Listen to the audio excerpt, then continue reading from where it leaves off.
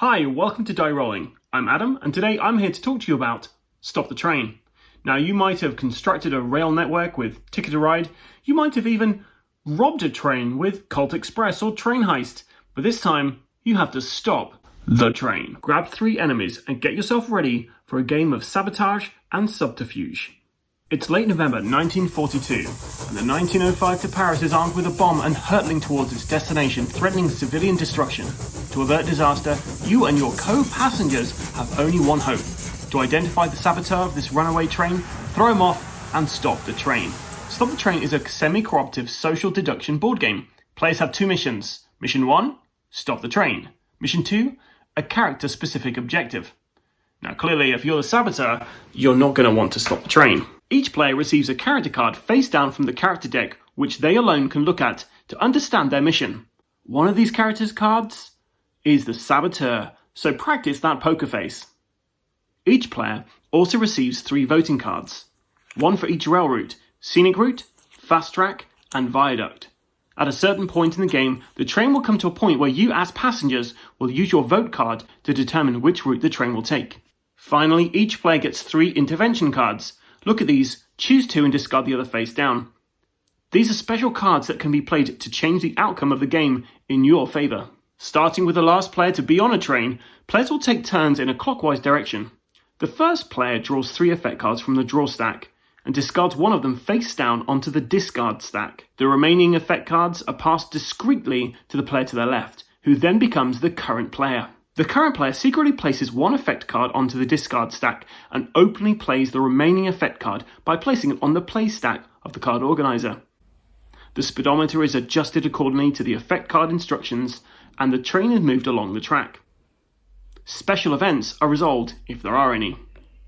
Then the turn ends and play resumes with the current player beginning at step 1, drawing the 3 effect cards. Now, there's some special effects in this game which we need to mention. So there's some downhill sections. So the downhill sections of the track are of particular importance to the speedster.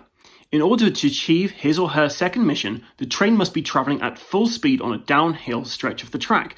When this happens, the speed record is broken.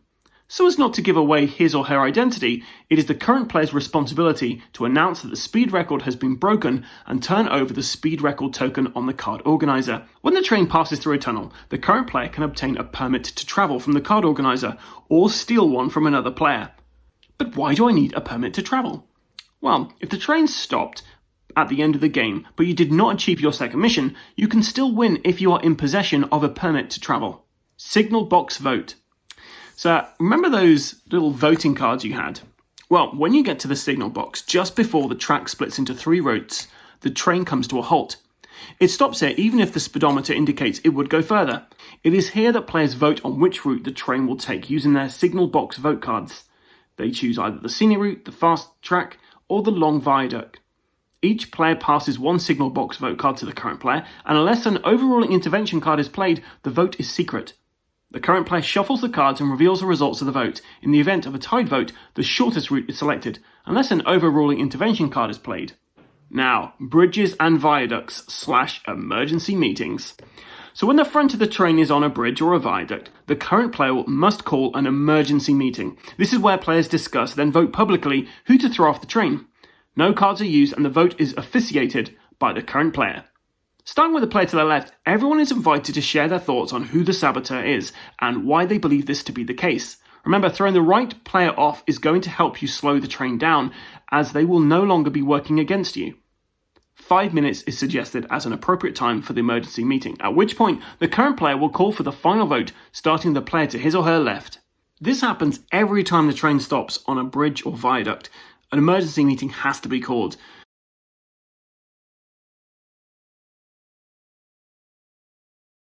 The game ends when either there are no more effect cards to draw, causing the train to stop before it hits Paris, or the train has collided with Paris Station. At this point, all players reveal their characters and establish whether they have achieved their specific win conditions. Now, I played a lot of social deduction games, and this one is really fun. What I really enjoyed about this game was the setting was quite unique. I've not really seen this before. I played lots of games with trains in, and I haven't had one where I was supposed to stop the train. The card art is really lovely. In fact, the whole prototype that we were sent to look at is impeccable. If the quality of the actual game is as good as the prototype, well, that'll be amazing, because the prototype was really good. I really like the board in this. You've got this lovely train track you assemble at the beginning of the game.